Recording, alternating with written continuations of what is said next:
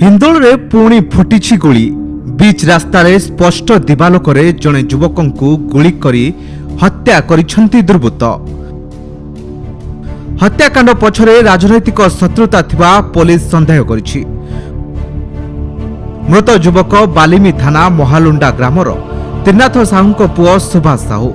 Police जड़े अभियुक्त काबू करथिबा बेले अन्य जड़े फेरार हेबाकू चेष्टा करुथला, किंतु पुलिस किछि घंटा परे ताकू मध्य गिरफ करी थाना रे अटक रखिछि।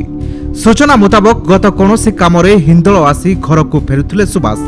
अपराह्न प्राय 4टा बेले नुआबग शनि मंदिर निकटरे 2 जण युवक तांकू पछपटू गुलीमाड़ करथिले।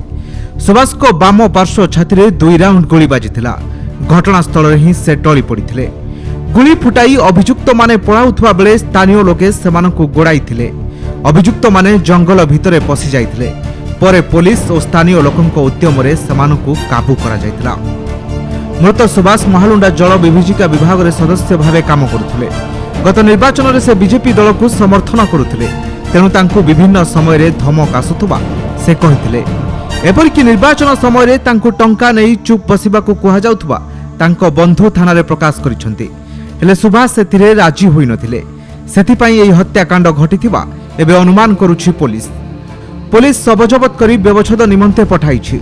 अटक युवक जनक अणओडिया होइथिबा सूचना मिलिछि।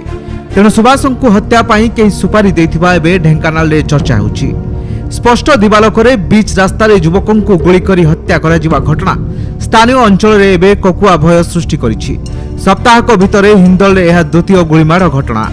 अल्प दिन भितरे 2-2टी गुलीकांड हिंदोल रे आईन श्रृंखला परिस्थिति को एबे पदारे पकाइछि। पुलिस रो पारिबा पणिया उपरे प्रश्नवाची लागिछि। निकटरे गो चालन को नहीं गोलीमाड़ होइथिला। आतताई माने राजरास्ता रे आतंक खेलाइथिले। एबे राजनैतिक शत्रुता रे जणको गोली मारी हत्या करा जाइछि। लोके दिन दुपहरे भी सुरक्षित नुहंती कि बोली प्रश्न उठिछि। हिंदोल पुलिस करूछि कोन बोली एबे साधारण रे प्रश्न उठिलानी। प्रथम घटना रे अभियुक्त माने धरा पड़ी नथिबा बेले आउ एक गोलीमाड़ पुलिस रो मुंड बिंधा बढ़ाई दैछि।